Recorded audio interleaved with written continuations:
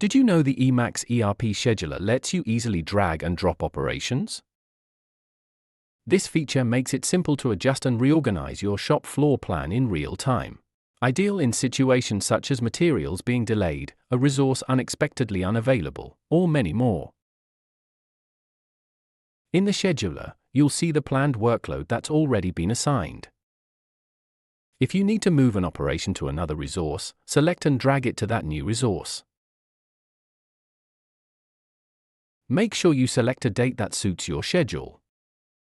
Then drop the operation back into the plan. Once you're happy with the changes, commit the plan to update the scheduled dates in the system. And that's it. Keen to find out more? Head to our website, follow us on socials, or get in touch through our site anytime. Thanks for watching today.